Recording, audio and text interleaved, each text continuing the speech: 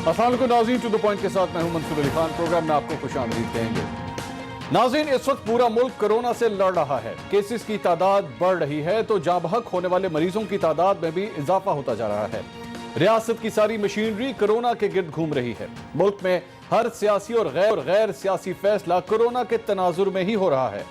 ऐसे में सीनियर सहाफी सुहेल वड़ाइच की अपोजिशन लीडर मियां नवाज शरीफ से मुलाकात बड़ी अहम खबरें लेकर आई है। इस मुलाकात को सुहेल वड़ाइच ने एक कॉलम की सूरत ढाल दिया है। इसमें मियां शहबाज शरीफ कहते हैं कि इलेक्शन से एक माह पहले तक ताकतवर हलकों से मुलाकातों में काबीना के नाम तक फाइनल हो रहे थे और उन्हें यकीन था कि उनको ही वजीर आजम बनाया जाएगा। इस कॉलम में मियां शहबाज शरीफ के इंकशाफात पढ़ने के बाद मुस्लिम लीग की सियासत और सियासी चालों पर मेरे 10 सवाल हैं। सवाल नंबर 1, अगर इलेक्शन से एक माह पहले तक फाइनल था कि वजीर आजम खुद शहबाज शरीफ थे तो फिर यह डील खराब कैसे हो गई? सवाल नंबर 2, अगर मियां शहबाज शरीफ ताकतवर हलकों के साथ अपने वजीर आजम बनने की राह हमवार करने में मसरूफ थे तो उनके बड़े भाई मियां नवाज शरीफ इलेक्शन से पहले जीटी रोड पर वोट को इज्जत और इनकलाब के नारे क्यों मार रहे थे? सवाल नंबर 3, मियां शहबाज शरीफ कहते हैं कि बयानिए की वजह से नून लीग को इक्तदार नहीं मिल सका। वो तो हमें खुद बताते रहे हैं कि बयानिया एक ही है और वो नवाज शरीफ का है। फिर क्या नवाज शरीफ का बयानिया ही इक्तदार ना मिलने की वजह था? सवाल नंबर 4, शहबाज शरीफ ने कहा कि अगर वो वजीर आजम बन जाते तो बयानिया का मसला भी हल कर सकते थे। तो क्या वोट को इज्जत दो का नारा एक ढोंग और वोट लेने का बहाना था? सवाल नंबर 5, मियां शहबाज शरीफ ने इंकशाफ किया कि 2 नामवर सहाफी उन्हें अगला वजीर आजम बनाए जाने का पैगाम लेकर आए थे। क्या वो इन 2 सहाफियों का नाम बताएंगे जिनको पता था कि मियां शहबाज शरीफ वजीर आजम बनने वाले हैं? सवाल नंबर 6, जब मियां शहबाज शरीफ को सब पता था कि इलेक्शन में क्या होने जा रहा है तो फिर इंतखाबात वाली रात ही वो धांधली का शोर क्यों लेकर बैठ गए थे? सवाल नंबर 7, क्या शहबाज शरीफ इसलिए तो धांधली का शोर नहीं मचा रहे थे कि वो खुद वजीर आजम नहीं बन सके थे? सवाल नंबर 8, क्या ताकतवर हलकों से मुज़ाकरात करके मियां शहबाज शरीफ अपने बड़े भाई से बेवफाई कर रहे थे या उनकी मर्जी भी इसमें शामिल थी? सवाल नंबर 9, अगर मियां नवाज शरीफ को अपने छोटे भाई की मसरूफियात का पता था तो फिर वो और उनकी बेटी मरियम नवाज एस्टैब्लिशमेंट के खिलाफ झंडा उठाकर क्यों गली गली नारे लगवा रहे थे? सवाल नंबर 10, अब नून लीग की क़यादत मियां शहबाज शरीफ के पास है। अगर कभी वजीर आजम मुस्लिम लीग नून से बना तो वो भी मियां शहबाज शरीफ ही होंगे। तो क्या यह बात दुरुस्त है कि वोट को इज्जत दो का बयानिया अब दफन हो चुका है? नाज़रीन, इन तमाम सवालों के जवाब ढूंढने की कोशिश करेंगे। अपने पैनलिस्ट का इंट्रोडक्शन कराता हूं। पाकिस्तान तहरीक इंसाफ से शौकत बसरा साहब आज हमारे साथ मौजूद हैं। मुस्लिम लीग नून से अताउल्लाह तारड़ साहब हमारे साथ मौजूद हैं और पाकिस्तान पीपल्स पार्टी से शैला रजा साहिबा हमारे साथ मौजूद हैं। आपने जो मेरी ओपनिंग देखी है उसके मुताबिक तो मेरे ख्याल में नून लीग से ही सबसे पहला सवाल बनता है। तारड़ साहब, ये मैं ज़रा एक दफ़ा अपने नाज़रीन की आगाही के लिए वो पर्टिकुलर लाइन ज़रा दोबारा रिपीट कर दें ताकि आप ज़रा डिटेल से उसका जवाब दे सकें। इस कॉलम के अंदर लिखा है, वो बताते हैं कि इलेक्शन से एक माह कबल तक उनकी ताकतवर हलकों से मुलाकातों में काबीना के नाम तक फाइनल हो रहे थे। 2 नामवर सहाफी उन्हें अगला वजीर आजम बनाए जाने का पैगाम लेकर आए थे। सर, ये अगर मीटिंग्स हो रही थी तो फिर ये इलेक्शन क्या चीज़ है और ये वोट का इज्जत दो का बयानिया क्या है? मेरी जो इतला या मेरी जो नॉलेज है उसके मुताबिक काबीना इस तरह बनती है कि आप इलेक्शन लड़ते हैं जी, इलेक्शन लड़ने के बाद आप मेजॉरिटी लेते हैं जी, मेजॉरिटी लेके आप पार्लियामेंट में जाते हैं, वहाँ से वोट ऑफ कॉन्फिडेंस लेते हैं और वज़ीर आज़म बनने के बाद आप इलेक्टेड मेंबर्स और अनइलेक्टेड मेंबर्स में से अपनी काबीना तश्कील देते हैं। तो ये वड़ाइच साहब से पूछा जा सकता है कि अगर देखें, पहली बात तो ये कि मैं इसकी तस्दीक नहीं कर सकता कि क्या वाकई शहबाज शरीफ साहब की उनसे कोई इस पर बात हुई है। अगर हुई भी है तो ये कौन सा तरीका है जिसके अंदर जो है वो काबीना जो है इलेक्शन से पहले तय हो जाती है? ये तो आप शहबाज शरीफ साहब से पूछे ना। अब ये आप सुहेल वड़ाइच साहब से क्यों पूछेंगे? 72 घंटे हो चुके हैं इस कॉलम को आए हुए, 72 घंटे हो चुके हैं, अभी तक आपकी पार्टी किसी किस्म की तरदीद नहीं। मैं आपके सामने पार्टी का ही रुकन हूँ ना जी। नहीं, मैं पार्टी का ऑफिस बेरर भी हूँ। नहीं, या मैं तो आपके सामने बैठ के ये बात कर रहा हूँ। मैं ये कह रहा हूँ 72 घंटे में अभी तक आपकी पार्टी ने अभी तक किसी किस्म की तरदीद नहीं निकाली। वरना 18 तारीख को ये कॉलम आया था, 18 तारीख को सुबह 5-6 बजे अखबार आते हैं, 10 बजे तक आपकी पार्टी की जानिब से इसकी तरदीद आ चुकी होनी चाहिए। तरदीद कॉलम्स की नहीं आती। क्यों नहीं आती? खबरों की ये खबर है। नहीं देखें, वो कह रहे हैं मेरी शहबाज शरीफ से मुलाकात हुई, शहबाज शरीफ को कोट कर रहे हैं। उनका ओपिनियन है। नहीं, ओपिनियन नहीं है सर। अगर सर मैं दोबारा रिपीट कर देता हूँ। वो कह रहे हैं कि वो बताते हैं शहबाज शरीफ बताते हैं कि इलेक्शन से 1 माह कबल तक उनकी ताकतवर हलकों से मुलाकातों में काबीना के नाम तक फाइनल हो रहे थे, वो कोट कर रहे हैं शहबाज शरीफ। बट देखिए अब दोनों मौजूद हैं, पूछा जा सकता है, बट मेरा ये ख्याल है कि ये आउट ऑफ कॉन्टेक्स्ट है और सियाको सबक से हटके है, क्योंकि आईने पाकिस्तान के अंदर कानून के मुताबिक काबीना का भी तरीक़ेकार है, वज़ीर आज़म बनने का भी तरीक़ेकार। आपकी शहबाज शरीफ साहब से बात हुई है इस पे? इस मौजूद पे मेरी उनसे कोई बात नहीं हुई, बट 18 तारीख से लेकर अब तक आपने बात ही नहीं की उनसे। हैविंग सेड दैट, मैंने आपको बताया कि आइन और कानून में तरीक़ेकार मौजूद है कि वज़ीर आज़म कैसे बनता है, काबीना कैसे। वो तो पता है, वो तो ताड़ सबको पता है। ये जो कुछ हो रहा है ये आईने पाकिस्तान में नहीं होता नहीं, ये जो कुछ हो रहा है अब ये पूछा जा सकता है वड़ाइद साहब से कि जी उन्होंने ये कैसे इन्फर किया उन्होंने कैसे Why would I ask वड़ाइद साहब से? यहाँ पे बोन ऑफ कंटेंशन शहबाज शरीफ है, वड़ाइद साहब से क्यों पूछूं? How did he reach that conclusion? वड़ाइद साहब ने जो कहना था वो कह दिया। देखिए मेरा ये ख्याल उनका बयान सबके हाथ में लिखा हुआ है। मेरा ये ख्याल है कि उनको वाजे करना चाहिए था कि वो किन हलकों की बात कर रहे हैं और क्यों कर रहे हैं, और उन हलकों का इस चीज से क्या ताल्लुक है। ताकतवर हलकों का नहीं पता। देखिए ये तो उनको वाजे करना चाहिए था ना, ये तो उनको वाजे करना चाहिए था। आप लोगों को खलाई मखलूक का भी नहीं पता होता, ताकतवर हलकों का भी नहीं पता होता। देखिए जहां तक बयानी की बात है तो वो हम आज भी कायम है, उसमें कोई ऐसी गलत बात नहीं है। हम तो सुप्रीमेसी ऑफ कॉन्स्टिट्यूशन की, रूल ऑफ लॉ की बात। 2 नामवर सहाफियों ने अगला वजीर आज़म बनाए जाने का पैगाम लेकर आए। देखिए मुझे तो ये लगता है कि ये कोई कंजेक्चर है। मैं तो इस पे बड़ा क्लियर हूं कि इस मामले में फिर या तो फिर कोर्ट कर रहे हैं। नहीं देखिए उन साफियों के नाम लेते, बताते ये कि तो शहबाज शरीफ साहब नहीं ले रहे ना। नहीं, बट मैं आपसे कहूं जनाब 2 साफी मेरे पास आए थे, आप आगे जाके इसी तरह लिखते हैं कि जनाब मंसूर साहब कह रहे हैं कि 2 साफी मेरे पास आए थे। मैं अगर आपको नाम ना बताऊं 2 साफियों का, तो इसमें आपका तो कसूर नहीं है। पॉइंट ये है कि उसके अंदर फिर मेंशन करते हैं कि जी किन हलकों की बात कर रहे हैं और क्यों कर रहे हैं, क्लियर करते फिर। बट मैं बयानिए के हवाले से मैं आपको बता दूं कि जमात उस पर कायम है। यानी देखें ना, रूल ऑफ लॉ में, कॉन्स्टिट्यूशनल सुप्रीमेसी में, आइन की बालादस्ती में, there is nothing wrong with it. वो हम कायम थे। यहाँ से तो नहीं लग रहा। क्यों शौकत बसरा साहब ये जवाब जो दिया पहली बात मेरी अल्लाह से दुआ है कि अल्लाह पाक तमाम आदमी इंसानियत का रहम फरमाए और कोरोना वायरस से सबको महफूज रखे। इतना से मैंने तारड़ साहब को जिंदगी में पहली बार देखा है। मैंने बहुत सारे टॉक शोज उनके साथ भी करता हूं। अच्छा एक मिनट ठहरिएगा, मैं अपने जरा प्रोड्यूसर साहब से मैं रिक्वेस्ट करूंगा, आप जरा सुहेल वड़ाइद साहब को अगर टेलीफोन लाइन पर जरा कोशिश, क्योंकि तारड़ साहब जो है ना ये फरमा रहे हैं कि सुहेल वड़ाइद साहब ने हो सकता है सब कुछ गलत लिखा हो, मतलब ये उनका ओपिनियन है। तो जरा सुहेल वड़ाइद साहब से भी कोशिश करते हैं बात की। जी शौकत साहब। देखिए पहली गुजारिश तो ये है, तुसी बाल्दी ते तेल पानू बाज क्यों नहीं आते? क्या मतलब? ये सुबह का भूला हुआ शाम को घर आ जाता है तो उसे भूला हुआ नहीं कहते। अच्छा। जाने दें यार, किस काम आप लगे हुए हैं। अच्छा। देखिए ना 72 घंटे गुजर गए हैं। तारड़ साहब इतने डिफेंसिव 24, मैं समझता हूँ तारड़, लेकिन एक मिनट तारड़ साहब को इतना डिफेंसिव मैंने आज तक नहीं देखा। यानी कि उनके वो ये ना इनकार कर रहे हैं ना हाँ कर रहे हैं। इसका मतलब फिर क्या होता है कि ये सच है। जब तक नून लीग की बाकायदा इसके ऊपर कोई नहीं आ जाती तरदीद, इसका मतलब है जो कुछ 72 घंटे हो गए। अच्छा नहीं, आपको पहले को गलतफहमी थी? नहीं, और पहले मुझे बताइए। देखिए मेरी बात सुने। सुहेल वड़ाइद साहब जो है ना वो एक ऐसा नाम है, ये मैं इस बात का कंफर्म करता हूं कि एक ऐसा नाम है जिनकी तमाम सियासतदानों के हलकों के अंदर जो है बड़ी रिस्पेक्ट है, और शहबाज शरीफ साहब के वैसे ही बहुत क्लोज है और रिस्पेक्ट करते हैं। ये ना कोई तजिया है, ये वर्ड बाय वर्ड जो कुछ उन्होंने कहा है उन्होंने किया है। और दूसरी बात मुझसे मैं करूं आपको, देखिए बात ये है, मेरे ख्याल में हमेशा से गुड कॉप बैड कॉप वाली सियासत चलती रही है। अब आके हर चीज एक्सपोज, जो कि चीज रह नहीं, छुप सकती नहीं है, हर चीज ओपन हो गई है। तो इसलिए मैं कहूंगा कि इफ एंड बट लगाने की बजाय तारड़ साहब की जगह अगर मैं होता, फ्रैंकली स्पीकिंग मैं अगर होता तो मैं इसको ओन करता, या मैं इसको फ्लैटली कहता कि ये बिल्कुल गलत है और हम जा रहे हैं सुहेल वड़ाइद साहब को सू करने।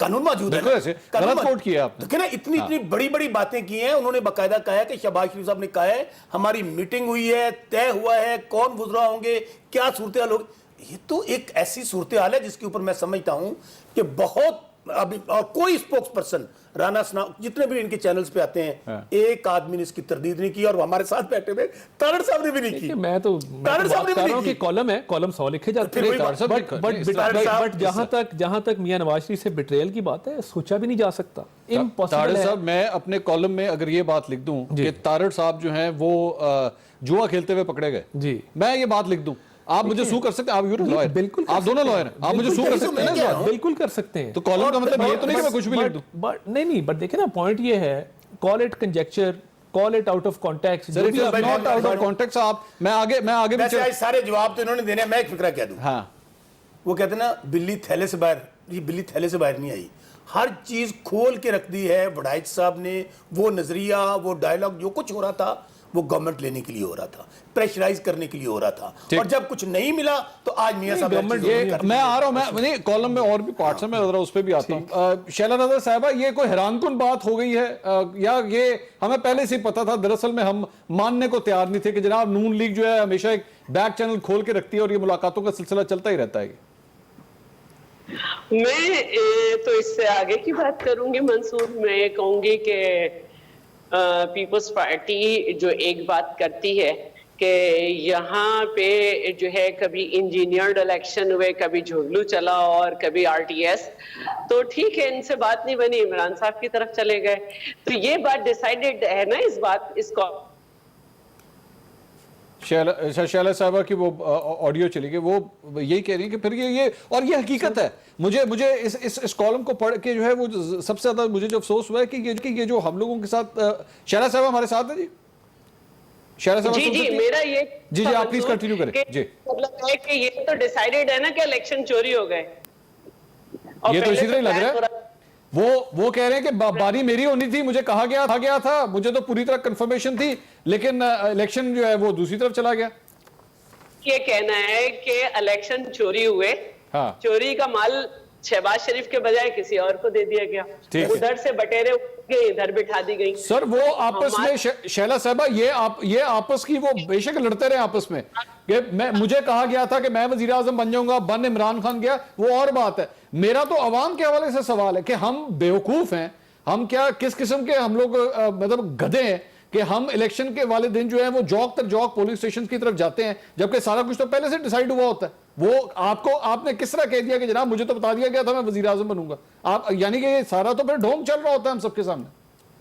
देखिए मैं यही कहना चाह रही हूं कि एक शख्स अपने हलके में नहीं आया, उसके एनए की सीट के नीचे जो 2 MPs थे उन्होंने मिलकर बड़ी मुश्किल से 52-53 हजार वोट लिए, और एनए वाले शख्स ने 91,000 वोट ले लिए। ना वो उस हल्के में आया, ना आज तक आया, ना उसको वहां की गलियां पता, ना कुछ पता। इलेक्शन के दिन कैंडिडेट देख रहे थे कि कोई रश नहीं है, जहां से रश था वहां का वोट किसी और का था। तो नजर आ रहा था पाकिस्तान में ऐसा भी हुआ कि प्रोविंशियल जो सीट थी एक एनए के नीचे, उसके नीचे बिल्कुल अलग अलग पार्टी जीती, लेकिन एनए पे एक और पार्टी जीत गई हुकूमती।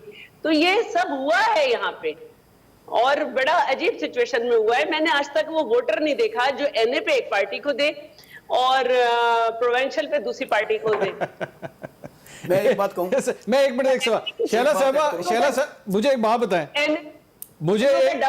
मुझे एक बात बताएं कि आप लोग उसके बाद इलेक्शन के बाद अगर हम आ जाएं तो मरियम नवाज साहिबा और बिलावल के दरमियान आपस में बड़ी हमने हम आहंगी देखी, बड़ी कोऑर्डिनेशन, आपस में व्हाट्सएप पे राब्ते हमने देखा, जनाब मूवमेंट चलाने की बातें हो रही थी और वो सब कुछ हो रहा था।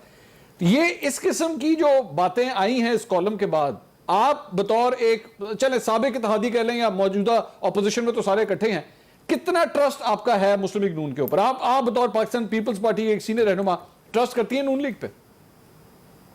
अच्छा, अब आपकी पहली बात का जवाब दूं। देखिए ऑपोजिशन जो है उसमें बहुत सारी पार्टीज हैं, उनके कुछ कॉमन एजेंडा है, ठीक है, उस पे उनका कोalition हो सकता है।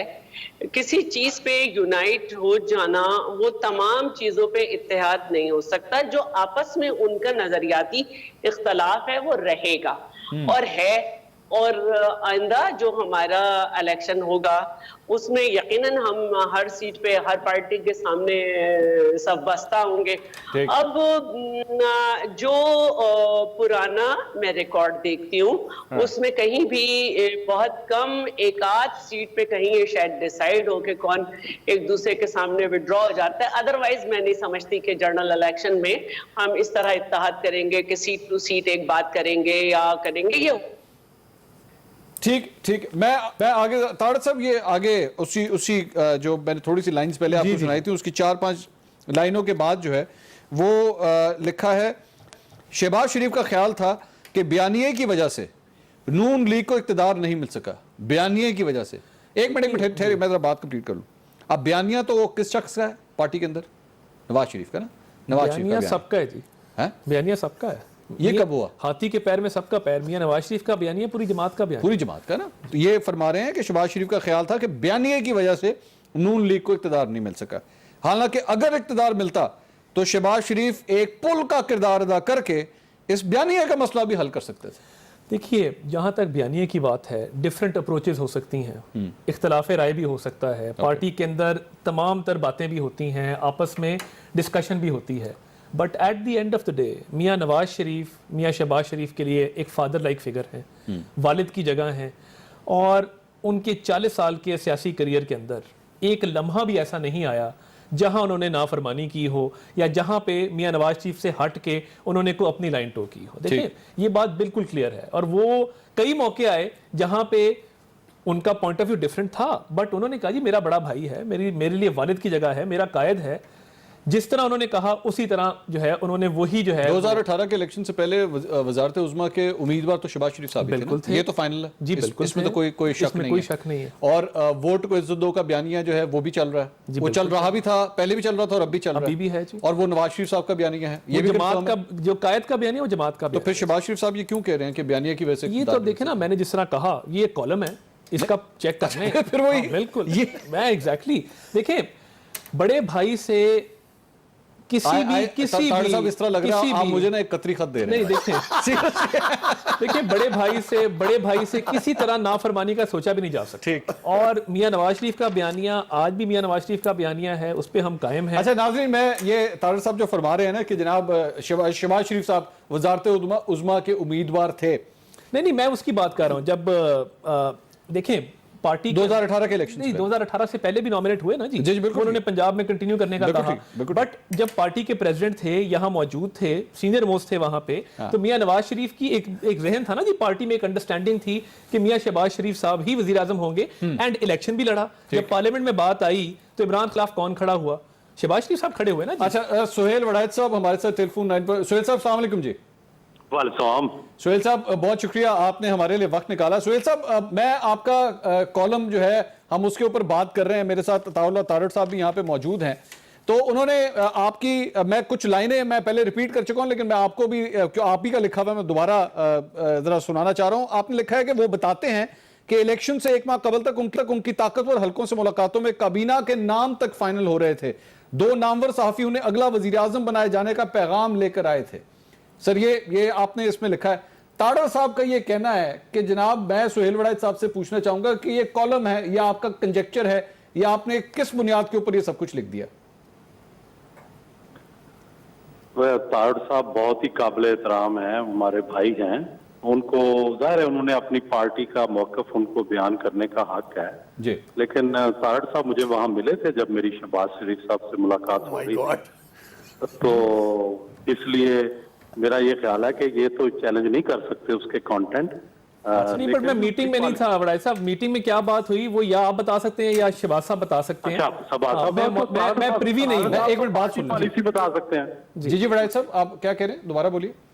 मैं कह रहा हूं जी कि मेरी और शहबाज साहब की जो मुलाकात हुई, इनको ये पता है कि ये उस वक्त मुलाकात में तो नहीं थे, लेकिन उस दिन मुझे वहीं पे मिले थे जी, और जाहिर है कि जो चीजें ऑन द रिकॉर्ड थी मैंने वो लिखी हैं, और जो चीजें कुछ ऑफ द रिकॉर्ड भी थी वो मैंने नहीं लिखी।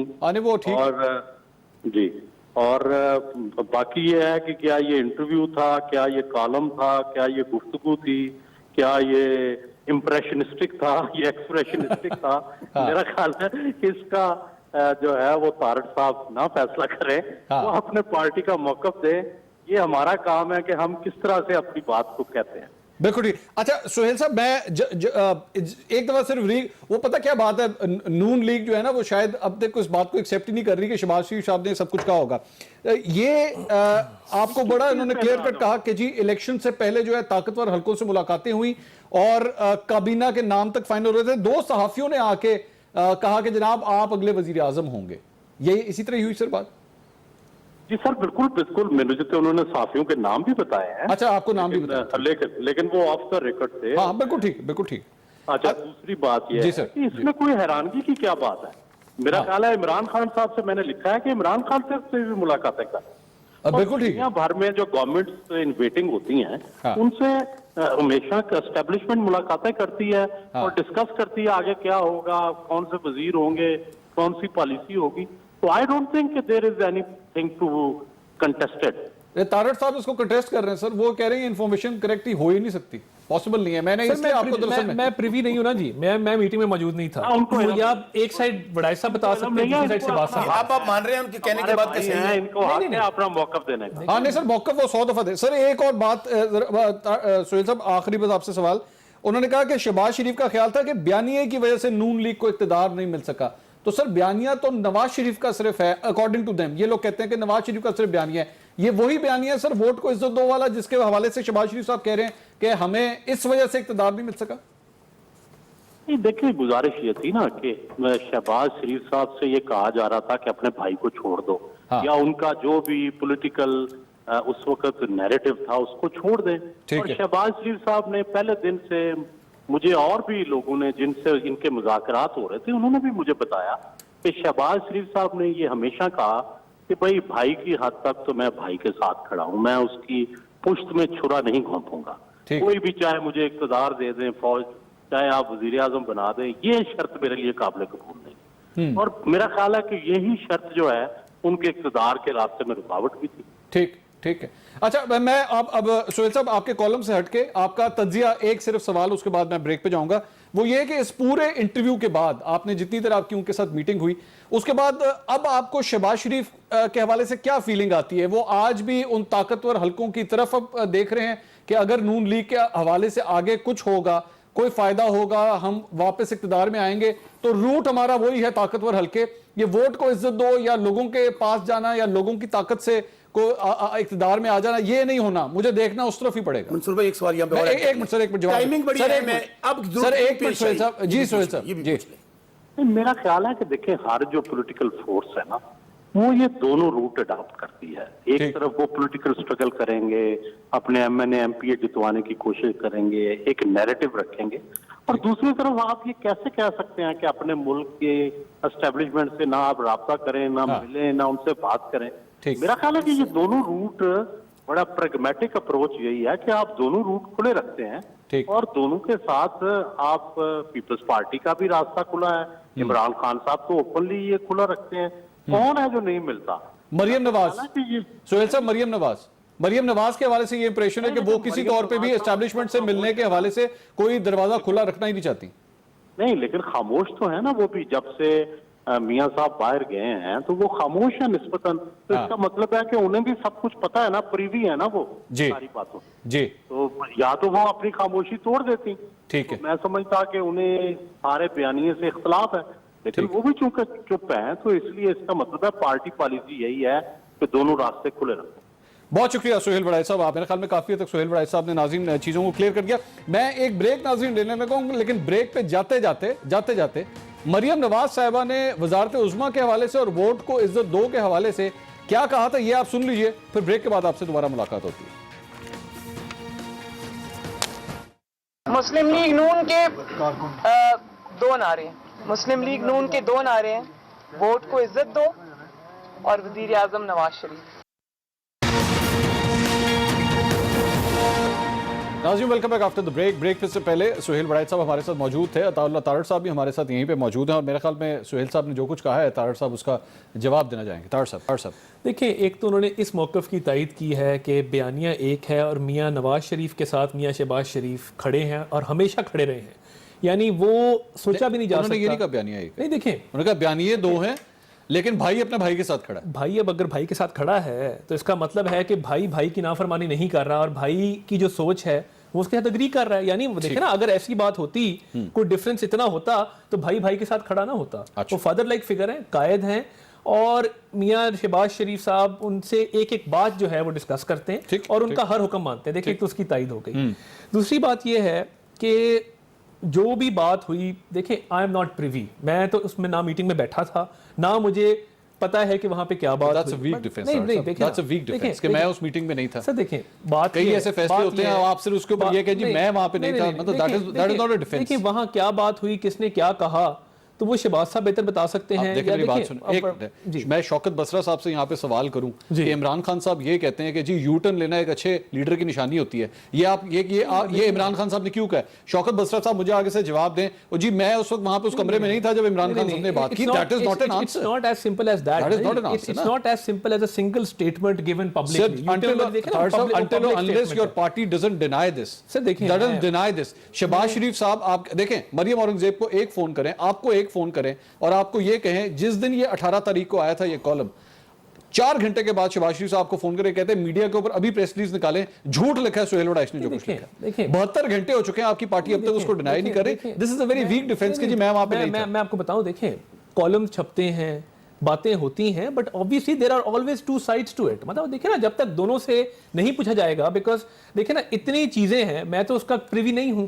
और पब्लिक स्टेटमेंट जो आपने यूटर्न वाली बात की, वो तो एक अलग एक स्टेटमेंट है ना जी, वो पब्लिक स्टेटमेंट है। अब ये बंद कमरे में एक मीटिंग हुई है, जिस तरह भी हुई है, उसमें अब देखें मैं क्या कह सकता हूं कि जी वहां पे क्या बात हुई और किसने क्या कहा।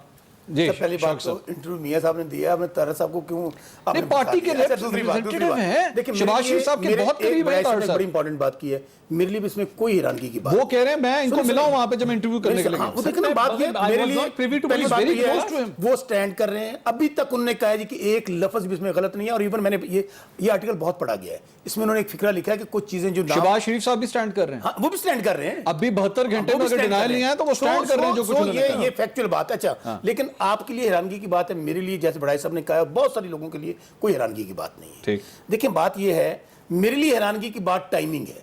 अच्छा, कि इस मौके पे ये इंटरव्यू देना, इसके क्या क्या डायमेंशंस हो सकती हैं, क्या क्या एंगल्स, लेट्स सी। देखिए मैं पॉलिटिकल वर्कर देख रहा हूं कि इसकी बहुत सारी डायमेंशंस होंगी और बहुत अच्छी आइडियल बात है। नैब का केस चल रहा है मंसूर भाई, देखिए बात सुनिए, मैं गुजारिश करूं आज फिर नोटिस। पहली बात तो बहुत अच्छी बात है, बहुत अच्छी बात है। देखिए स्टैब्लिशमेंट हमारे मुल्क की अपनी स्टैब्लिशमेंट है, हमें अपने इदारों के साथ बहुत कॉर्डिनेट होना चाहिए। और बहुत अच्छी बात है अगर हम आपस में, और ये मैं सुबह का भूला शाम को घर में आने वाली बात क्यों कही थी, अगर आपने इतना सख्त स्टैंड ले लिया था, अच्छा, कि इस हद तक अब चले गए कि तमाम इदारों के खिलाफ आपने ऐलान जंग कर दिया और तबल बजा दिया, और पता नहीं कोई कराची से बोल रहा है, कोई फैसलाबाद से बोल रहा है, एंड ऑफ द डे ये किसके इदारे हैं?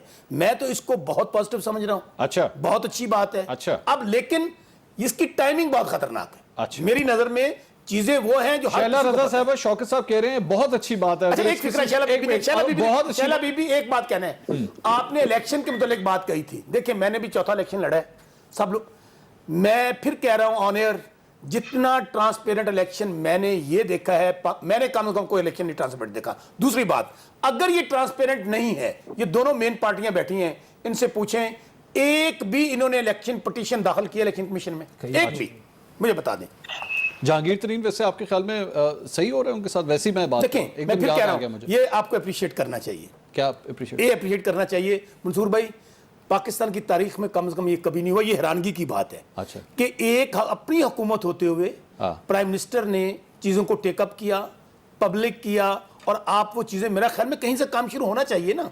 हाँ, वो अपनी पार्टी में, और मैं 25 का मैं वेट, इमरान खान साहब ने कमाल कर दिया। 25 का वेट करना चाहिए। मैं पूछ रहा हूँ, मैं खुद में अप्रिशिएट करता हूं, क्योंकि मुझे याद है जब आपने जब पाकिस्तान तहरीक इंसाफ ज्वाइन की थी ना, तो तरीन साहब भी वहां पे मौजूद थे। हाँ, याद है, मौजूद वही लेकर गए थे। देखिए मैं फिर अब कह रहा हूँ, तरीन साहब पॉइनियर मेंबर हैं, फाउंडर मेंबर हैं पार्टी के। अच्छा, अब मेरा ख्याल ये कहता है कि मैं 25 तारीख का मंसूर भाई वेट करना चाहिए, और उसके बाद क्या होगा? क्या मुझे नहीं पता, रिकमेंडेशन मैं बताता हूं। नहीं, आपने पहले प्रेडिक्शन की भी है? नहीं, मैंने कोई प्रेडिक्शन नहीं, मैंने कहा माजी के अंदर आप लोगों के बारे में प्रेडिक्शन कर सकते हैं। मैं बताता हूं, देखिए आपने इमरान खान साहब और जहांगीर तरीन साहब के हवाले से भी प्रेडिक्शन नहीं, मैंने ये कहा है, मैं अभी कह रहा हूं, मैं कह रहा हूं कि आपने माजी में इमरान खान साहब और जहांगीर तरीन साहब के हवाले से भी एक प्रेडिक्शन की भी थी। अच्छा, मेरे जनाब वो नाअहल हो जाएंगे। अच्छा, मुझे नहीं, हाँ हो सकता है मैंने किसी प्रोग्राम में कहा हो। नाज़रीन जरा आप एक मिनट, शौकत बसरा साहब माजी में इमरान खान साहब ने और इमरान खान साहब और जहांगीर तरीन साहब के हवाले से शौकत बसरा साहब ने एक दफा प्रेडिक्शन की थी। मैं चाहूंगा आप जरूर सुनिए जरा क्या फरमा रहे हैं।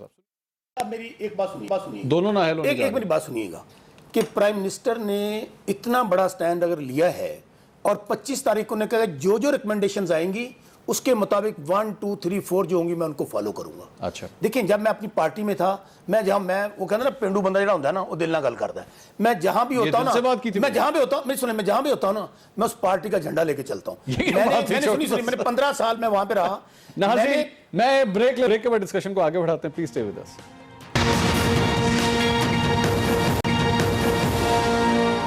नाज़रीन welcome back after the break. Break पे जाने से पहले मुख्तलिफ बातें की जा रही थी। तारड़ साहब ने भी अपना मौक़िफ़ पेश किया। शैला साहबा के पास मैं जाना चाहूँगा।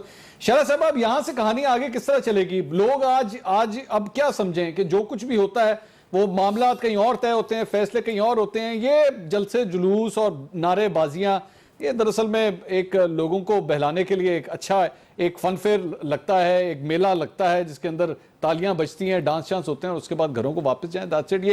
ये बिला वजह के ये बयानिया शानिया कोई चीज नहीं होती।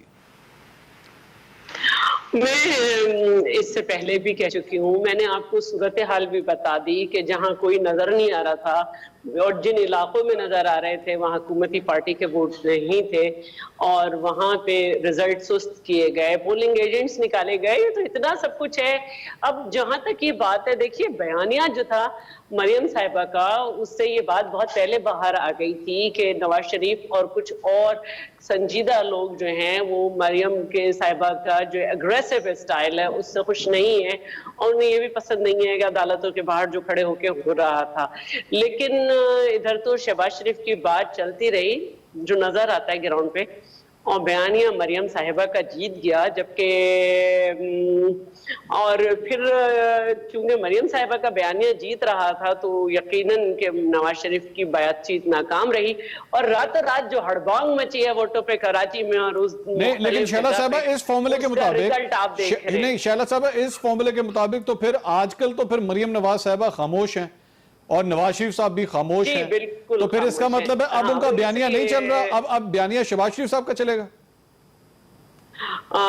फिलहाल लगता है। और इसलिए कि मरियम साहिबा अपने वालिद की वजह से, वालिद मरियम साहिबा की वजह से जिस तरह से हुआ है वो सबकी आंखों के सामने है। मैं जरा तारड़ साहब से पूछ लूं, मैं तारड़ साहब इसका जवाब मैं जरा सा एक मिनट आप बोलिए जी शैला साहब बोलिए। मैं ये कहना चाहती हूँ कि मेरे बड़े भाई, मेरी बड़ी बहनें मेरे लिए बहुत काबिले एहतराम है, लेकिन घरेलू मामलात के लिए अगर वो मेरी पार्टी मैटर में मुझे कोई मशवरा देती हैं तो मैं नहीं उसको सुनती। और इसी तरह चेयरमैन बिलावल जो हैं वो अपना डिसीजन बहुत एंड में देते हैं, सी होती है और बहुत सारे प्लेटफॉर्म्स होते हैं जहाँ पे। अच्छा, वैसे मैं एक सवाल पूछ लूं, मैं शैला साहब आपसे भी एक सवाल पूछ लूं, उसके बाद तारड़ साहब के बाद, ये आजकल आसिफ अली जरदारी साहब भी खामोश हैं। आसिफ अली जरदारी साहब जो है वो काफी अरसे से खामोश थे। असेंबली में आते थे, जहाँ बोलने का वक्त होता था वहाँ जरूर बोलते थे। अच्छा। और मोस्टली जो है वो खामोश ही रहते। तो मेरा ये कहने का मतलब है कि पार्टी के अंदर इख्तलाफात के मुख्तलिफ प्लेटफॉर्म होते हैं और वजीर आला का भी जो वजीर आला रह चुका हो बड़े सूबे का, उसकी राय का हक होता है उसको। और हम जैसे वर्कर से भी मुख्तलिफ प्लेटफॉर्म्स पे राय ली जाती है तो और हम लोग अपनी राय देते हैं। तो एकदम से ये कह देना कि बड़े भाई, ये रिश्ते घर के होते हैं। अच्छा। सियासत में आपके पास बहुत सारी जगह आप बहुत सारा इख्तलाफ राय रखते हैं, तो ये इख्तलाफ राय बाहर भी आया था और थोड़े दिन पहले भी कुछ इस किस्म की बात आई। ठीक है शैला साहब, मैं एक जल्दी से मुझे बिल्कुल ठीक है, एक जल्दी से मुझे ब्रेक ले रही है, लेकिन जहां खामोशी की बात हो रही है वहीं पे इस बयानिया के हवाले से, इस पूरे कॉलम के हवाले से एक और पॉइंट भी तो है। मरियम नवाज साहब आखिर क्यों खामोश हैं? क्या ये भी कोई बयानिया है? इस पे बात करते हैं ब्रेक के बाद। हमारे साथ नाज़रीन welcome back after the break. बयानिया की बात हो रही है और शहबाज शरीफ साहब का जो इंटरव्यू है जो सुहेल बड़ाइच साहब को उन्होंने दिया है उसके हवाले से बात हो रही है। बयानिया की जहां बात है वहां मरियम नवाज साहिबा को किस तरह भूला जा सकता है, क्योंकि जो एक वोट को इज्जत दो का बयानिया था वो ग्राउंड के ऊपर तो मरियम नवाज साहिबा लेके चल रही थी। तारुल साहब, किधर है मरियम नवाज साहिबा, खामोश क्यों है? नहीं, देखिए मरियम नवाज साहिबा का भी आपने क्लिप चलाया, कोरोना से पहले वो निकली हैं और उन्होंने बयानिया का भी बताया है और उन्होंने नारे का भी बताया है। और मैं आपको तो पहले से कह रहा हूँ कि कायद का जो बयानिया है, जमात का वही बयानिया है और छोटा भाई बड़े के साथ खड़ा है, इसमें तो कोई शक ही नहीं है। और देखिए कोरोना आने से पहले वो निकली भी हैं, अभी भी उनकी 3-4 दिन पहले स्टेटमेंट आई हुई थी जिसमें उन्होंने वज़ीर-ए-आज़म आज़ाद कश्मीर को फ़ोन किया और जो भारतीय गोलाबारी से वहाँ पे शहरी शहीद हुए उस पर उन्होंने सारे अफसोस किया, उन्होंने अपने वालिद का पैगाम पहुँचाया। देखिए पार्टी पूरी बोल रही है, शाहिद अब्बासी साहब ने आज प्रेस कॉन्फ्रेंस की, रोज़ हम लोग सब बोलते हैं, तो मतलब पार्टी भी उनके बिहाफ पे बोल रही है, कोई खामोशी नहीं है। नहीं, देखिए वालिद की वजह से वो बहुत देर ऑब्वियसली खामोश नहीं, जब वो बीमार थे, बट उसके I don't want to be rude over here, but जो दर्द अगर एक बेटी को होता है बाप के लिए, वो एक भाई को भी भाई के लिए होता होगा। एब्सोल्युटली। तो भाई तो फिर अपना काम कर रहे हैं, तो फिर बेटी क्यों नहीं कर सकती? देखे ना, शहबाज साहब पे जिम्मेदारी ज़्यादा है, बिकॉज पार्टी प्रेसिडेंट हैं, लीडर ऑफ अपोजिशन है, वाइस प्रेसिडेंट है। नहीं, बट देखें ना, पार्टी प्रेसिडेंट होता है, लीडर ऑफ अपोजिशन होता है। और देखें, जहाँ तक मरियम नवाज साहिबा की बात है, कोरोना से पहले आप दिखा दें उनके क्लिप्स उठा के, कोरोना की वजह से खामोशी है। नहीं, अब आजकल तो ऑब्वियसली मतलब वो कोरोना की वजह से बिल्कुल बाकी पार्टी जो उनके यहाँ पे बात करी, कोरोना पे हम रोज बात करते हैं, आज भी शायद अब्बासी साहब ने खुल के बात की, तमाम मामला पे की। आर्टिकल से बात शुरू हुई थी, ये हमारे इदारे हैं, हम तमाम लोगों को अपने इदारों का एहतराम करना चाहिए। अगर ये बातें सामने आई हैं, मैं तो इसको बहुत अच्छा पॉजिटिव समझता हूँ, और मैं समझता हूँ कि जो माजी का बयानिया था, इनको कहना चाहिए था कि मिले हैं तो मिले हैं, तो क्या है इसमें मसला? मैं कह रहा हूँ कि हमारे इदारे हैं ये कोई, और हमारे इदारे हमारे काबिल एहतराम हैं। हाँ। जो बयानिया इनका था, इसका मतलब यह है कि मियाँ साहब ने एडमिट किया है कि वो बयानिया हमारे इदारों के मुतल्लिक वोट को इज्जत दो, खलाई मखलूक, या उनके खिलाफ आर्टिकल, या ये कहना कि ये कौन होते हैं हमें पूछने वाले, वो एक लॉन्ग मार्च। मैं तो इसको पॉजिटिव सेंस में ले रहा हूँ, और अच्छी बात है, हमें इदारों का एहतराम करना चाहिए। ठीक। और अगर आजकल भी अगर कोई मुलाकातें हो जाएं तो कोई बुरी बात नहीं? क्यों नहीं? क्यों तो देखें, एक बहुत बड़ी पार्टी को वो सरबराह है, गवर्नमेंट परेशान हो जाए, ऑपोजिशन में मिल रही है। देखें, हम तो खुद ये समझते हैं कि ये तमाम जितने सियासतदान हैं मुहिब वतन लोग हैं। Very good. इनको अपने एस्टेब्लिशमेंट हो, हमारे जितने भी इदारे हैं उनके साथ मिलना चाहिए, अच्छे राब्ते होने। बहुत शुक्रिया शौकत बसरा साहब, अतार साहब और शैला रज़ा साहिबा। नाज़रीन, मुलाकात होने में कोई मसला नहीं, शौकत बसरा साहब कहते हैं कोई मसला नहीं मुलाकात होने में, मसला वहाँ से शुरू होता है कि मुलाकातों में ये फैसला कर लिया जाए कि अगला वज़ीर आज़म कौन होगा। मसला यहाँ से शुरू होता है। प्रोग्राम टू द पॉइंट से अब तक इतना ही। अल्लाह हाफ़िज़।